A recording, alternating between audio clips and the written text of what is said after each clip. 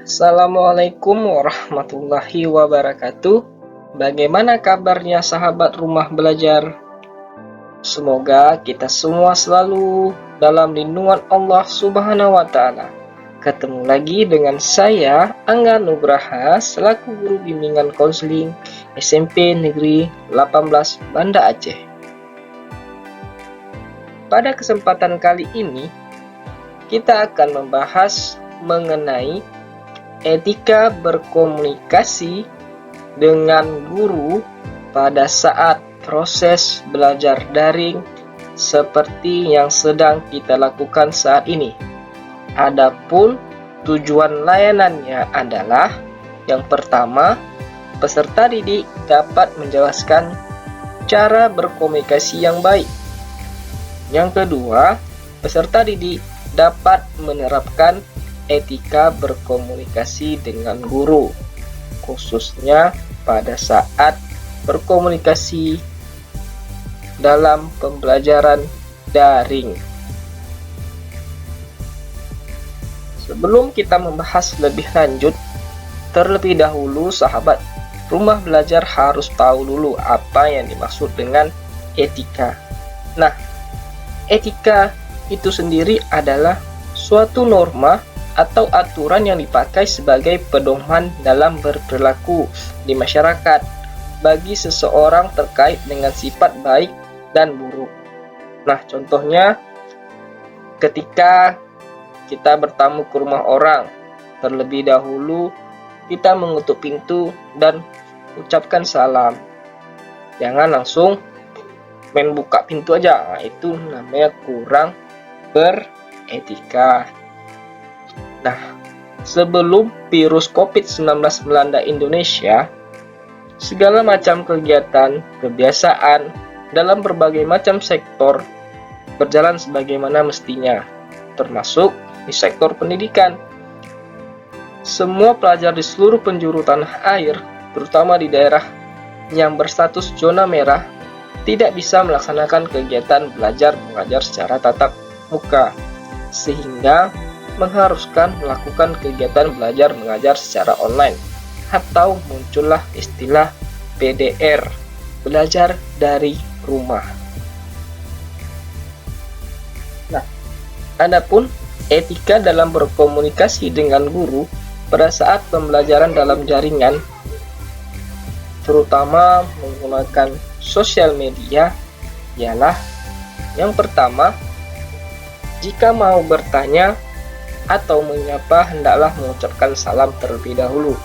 Nah, sahabat rumah belajar, biasakan ketika menghubungi seseorang, baik itu guru maupun teman dan kerabat lainnya, biasakan diawali dengan Assalamualaikum warahmatullahi wabarakatuh atau selamat pagi. Ini saya kasih contoh yang tidak benarnya. Ini seringkali kita lihat kawan atau kerabat kita sering menghubungi kita menuliskan huruf P. Nah, ini jelas sekali tidak dibenarkan. Dan yang kedua, gunakanlah bahasa yang mudah dipahami dan sopan, baik dalam tulisan maupun intonasi suara jika via telepon atau video call. Nah, ini kita kasih contoh bahasa yang mudah dipahami. Misalnya, selamat pagi Pak, saya Rafika, siswa kelas bla bla bla yang ingin mengajukan perbaikan nilai ulangan harian kimia minggu lalu. Kira-kira apa hari saya bisa menemui Bapak? Terima kasih. Nah, itu kan jelas dengan bahasa yang jelas ya. Kemudian yang ketiga adalah tidak bertele-tele, tapi langsung pada poin utama. Nah, misalkan tadi diawali Assalamualaikum warahmatullahi wabarakatuh. Mohon maaf Pak, mengganggu waktunya sebentar. Saya ingin mengumpulkan tugas. Di mana ya bisa saya mengumpulkan tugasnya Pak? Itu tidak bertele, langsung pada poin apa yang ingin kita sampaikan atau kita beritahu kepada bapak atau ibu guru kita. Kemudian yang keempat adalah tidak menghubungi atau mengechat di jam-jam istirahat. Nah, ini sering kali kita jumpai sahabat rumah belajar menghubungi guru atau bapak ibu gurunya di jam-jam istirahat, misalkan jam 8 malam atau jam 9, jam 10. Nah, itu tidak dibenarkan karena guru pun perlu istirahat, ada yang perlu dikerjakan yang lain. Jadi kalau menghubungi, baiknya itu pada saat jam kerja dari jam 8 pagi sampai jam 1 siang. Yang kelima adalah jika sedang berlangsung pembelajaran daring, gunakanlah pakaian yang sopan, rapi, dan tidak bersikap aneh-aneh. Nah, ini misalkan sahabat rumah belajar sedang mengikuti pembelajaran via Zoom atau Microsoft Teams atau aplikasi-aplikasi lainnya.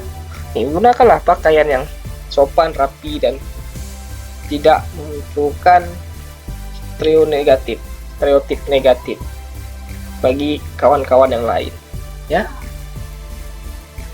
Kemudian yang keenam adalah jika hendak menelpon atau video call, minta izin terlebih dahulu melalui chatting.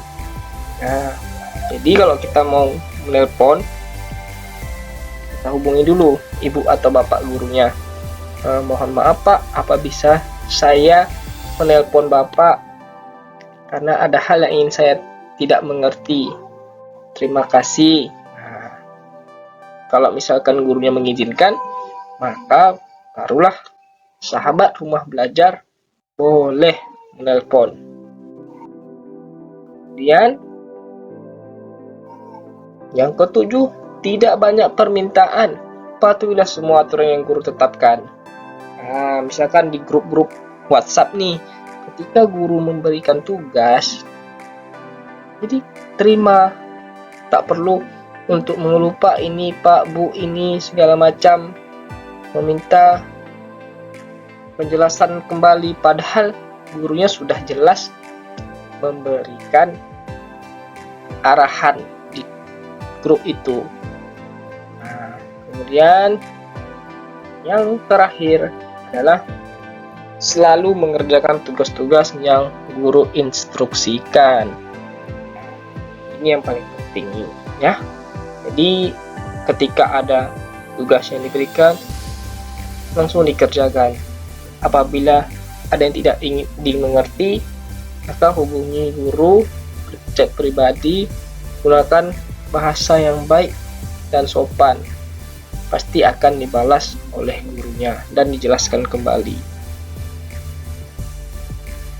Nah, sahabat rumah belajar sudah mendengarkan materi yang telah saya sampaikan. Semoga apa yang telah didapatkan pada pertemuan kali ini bermanfaat bagi sahabat rumah belajar semuanya. Dan saya harapkan sahabat rumah belajar langsung menerapkannya dalam kehidupan sehari-hari. Ada kalimat yang menurut saya dapat membuat kita untuk berpikir untuk merubah perilaku kita, seperti yang tertera di poster kelas maya kita ini. Apa katanya? Orang yang tinggi adab walaupun kekurangan ilmu lebih mulia dari orang yang tinggi ilmu tetapi kekurangan adab. Karena tujuan akhir dari belajar ialah merubah perilaku menjadi lebih baik lagi, bukan untuk supaya kita pintar. Banyak sekarang orang pintar tapi tidak beradab. Tetap semangat menjalani pembelajaran daring ini ya sahabat rumah belajar. Insya Allah kita semua dapat melalui cobaan ini. Saya akhiri. Assalamualaikum warahmatullahi wabarakatuh.